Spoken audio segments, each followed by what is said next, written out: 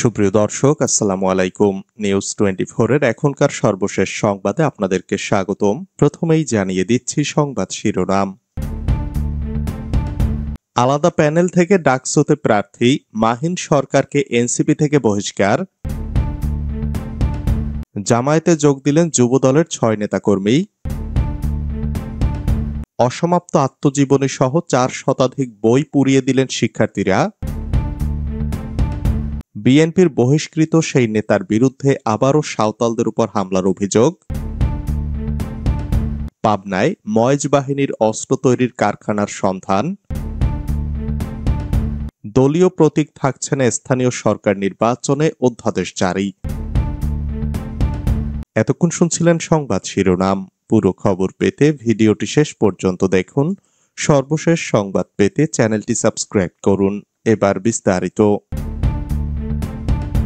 আলাদা প্যানেল থেকে ডাকসুতে প্রার্থী, মাহিন সরকারকে এনসিপি থেকে বহিষ্কার।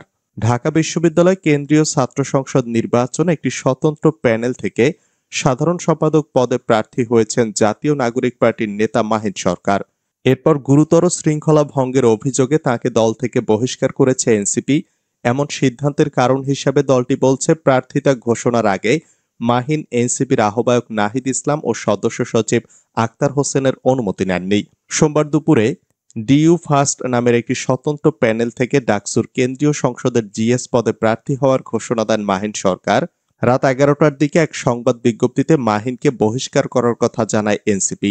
এনসিপির যুগ্ম সদস্য সচিব সালেউদ্দিন শিফাতের পাঠানো ওই সংবাদ বিজ্ঞপ্তিতে বলা হয়, গুরুতর দলীয় শৃঙ্খলা ভঙ্গের কারণে এনসিপির যুগ্ম সদস্য সচিব মাহিন সরকারকে নিজের পদ ও দায়িত্ব থেকে আহ্বায়ক ও সদস্য সচিবের নির্দেশক্রমে পরবর্তী নির্দেশ না দেওয়া পর্যন্ত বহিষ্কার করা হলো। এই বহিষ্কার আদেশ আজ থেকে কার্যকর হবে এবং পরবর্তী নির্দেশ না দেওয়া পর্যন্ত বহাল থাকবে। জামায়াতে যোগ দিলেন যুবদলের 6 নেতাকর্মী। সাতক্ষীরার কালীগঞ্জে যুবদলের 6 নেতাকর্মী জামায়াত ইসলামীতে যোগ দিয়েছেন। তারা সবাই উপজেলার কৃষ্ণনগর ইউনিয়নের বাসিন্দা। রোববার বিকাল 5:30টার দিকে কৃষ্ণনগর ইউনিয়ন জামায়াত আয়োজিত কর্মী সম্মেলনে দলটির আনুষ্ঠানিকভাবে যোগদান করেন তারা। মানপুর গ্রামের মাস্টার মোহাম্মদ আলীর ছেলে 7 নম্বর ওয়ার্ড যুবদল সভাপতি সালাউদ্দিন মাহমুদের নেতৃত্বে 6 নেতাকর্মী জামায়াতে যোগ দেন। জামায়াত ইসলামের আদর্শে অনুপ্রাণিত হয়ে তারা যুবদল থেকে জামায়াতে যোগদান করেছেন বলে তাৎক্ষণিকভাবে জানান। কৃষ্ণনগর ইউনিয়ন জামায়াতের আমির মোহাম্মদ ইব্রাহিম বাহারির সভাপতিত্বে কর্মী সম্মেলনে প্রধান অতিথির বক্তব্য দেন সাতক্ষীরা জেলা জামায়াতের সেক্রেটারি মাওলানা আজিজুর রহমান। অসমাপ্ত আত্মজীবনী সহ 4 শতাধিক বই পুড়িয়ে দিলেন শিক্ষার্থীরা। বরগুনার সরকারি পলিটেকনিক ইনস্টিটিউটের লাইব্রেরি থেকে শেখ মুজিবুর রহমানের অসমাপ্ত আত্মজীবনী সহ আওয়ামী লীগের প্রায় 4 শতাধিক বই আগুন দিয়ে পুড়িয়ে দিয়েছেন শিক্ষার্থীরা। সোমবার দুপুর 12:30টার দিকে ক্যাম্পাস চত্বরে এ ঘটনা ঘটে। শিক্ষার্থীরা জানায়, গত বছরের 5ই আগস্ট ছাত্র জনতার আন্দোলনের মুখে আওয়ামী সরকারের পতন হয়। এরপর দেশের সকল শিক্ষা প্রতিষ্ঠান থেকে আওয়ামী সরকারের সকল চিহ্ন মুছে ফেলা হলেও বরগুনা পলিটেকনিক ইনস্টিটিউটের লাইব্রেরিতে ছিল শেখ মুজিব ও তার হাসিনা সহ আওয়ামী লীগের আরও অসংখ্য বই। পরে কলেজের শিক্ষার্থীরা একত্রিত হয়ে লাইব্রেরিতে খুঁজে প্রায় 4 শতাধিক বই বের করে আগুনে পুড়িয়ে দেন। বরগুনা পলিটেকনিক ইনস্টিটিউটের কম্পিউটার ডিপার্টমেন্টের শিক্ষার্থী ও পলিটেকনিক ইনস্টিটিউট শাখার ছাত্র শিবিরের সভাপতি আব্দুল বলেন, লাইব্রেরিতে বঙ্গবন্ধুর কিছু বই ছিল। গত 5ই আগস্টের পর ওই বইগুলো থাকার কথা না। স্যারদের কাছে শিক্ষার্থীরা জানতে চেয়েছে বইগুলো আছে কিনা, তবে তারা বলেছিলেন বইগুলো সরিয়ে ফেলা হয়েছে। পরে লাইব্রেরিতে খুঁজে বইগুলো পাওয়া যায়, পরে কলেজের সামনে নিয়ে পুড়িয়ে ফেলা হয়। বিএনপির বহিষ্কৃত সেই নেতার বিরুদ্ধে আবারও সাঁওতালদের উপর হামলার অভিযোগ। গাইবান্ধার গোবিন্দগঞ্জ উপজেলায় সাঁওতালদের উপর হামলার অভিযোগ উঠেছে রাজাহার ইউনিয়ন পরিষদ চেয়ারম্যান ও সাবেক বিএনপি নেতা রফিকুল ইসলামের বিরুদ্ধে। এর আগে এক সাঁওতাল নারীকে মারধরের ঘটনায় বিএনপি থেকে তাকে বহিষ্কার করা হয়। সেই ঘটনায় গ্রেপ্তার হন তিনি। তবে জামিনে বেরোনোর পর তার বিরুদ্ধে আবারও সাঁওতালদের উপর হামলার অভিযোগ উঠল। সবশেষ রোববার রাতে থানায় লিখিত অভিযোগ করেছেন শ্যামবালা হেমব্রম নামের ভুক্তভোগী এক সাঁওতাল। পাবনায় ময়েজ বাহিনীর অস্ত্র তৈরির কারখানার সন্ধান। পাবনার আটঘরিয়া উপজেলার প্রত্যন্ত চত্রাবিলে সন্ত্রাসী ময়েজ বাহিনীর আস্তানায় অস্ত্র তৈরি কারখানার সন্ধান পাওয়া গেছে। আইনশৃঙ্খলা বাহিনী মঙ্গলবার ভোরে ওই আস্তানায় অভিযান চালিয়ে বিপুল পরিমাণ অস্ত্র তৈরির সরঞ্জাম উদ্ধার করেছে। এ সময় ঘটনাস্থল থেকে দুজনকে আটক করা হয়েছে।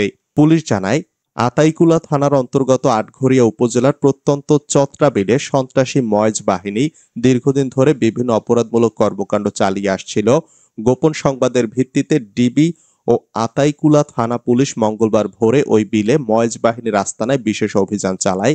এ সময় বিলের মধ্যে লুকানো ঘাঁটি থেকে অস্ত্র তৈরির ছাঁচ, কাটিং মেশিন, ড্রিল মেশিন, লোহার পাত, গান পাউডারের মতো উপকরণ সহ বিপুল পরিমাণ অস্ত্র তৈরির সরঞ্জাম উদ্ধার করা হয়। দলীয় প্রতীক থাকছে না স্থানীয় সরকার নির্বাচনে, অধ্যাদেশ জারি। স্থানীয় সরকার নির্বাচনে দলীয় প্রতীক বরাদ্দের ধারাগুলো বাতিল করে অধ্যাদেশ জারি করেছে সরকার। ফলে এখন থেকে স্থানীয় সরকার নির্বাচনে দলীয় প্রতীক থাকছে না। অধ্যাদেশে সই করেছেন রাষ্ট্রপতি মোহাম্মদ শাহাবুদ্দিন। ইউনিয়ন পরিষদ, উপজেলা পরিষদ, পৌরসভা ও সিটি কর্পোরেশন আইন সংশোধন করে সোমবার এই অধ্যাদেশ জারির ফলে আগামীতে আর স্থানীয় সরকার নির্বাচনে দলীয় মনোনয়নের আইনি সুযোগ থাকছে না। গত 1 জুলাই স্থানীয় সরকার মন্ত্রণালয় এ সংক্রান্ত 4টি আলাদা অধ্যাদেশের খসড়া তৈরি করে মন্ত্রিপরিষদ বিভাগে পাঠায়। 24 জুলাই উপদেষ্টা পরিষদের অনুমোদনের পর লেজিসলেটিভ ও সংসদ বিষয়ক বিভাগের সম্মতি নিয়ে তা গেজেট আকারে প্রকাশ হলো।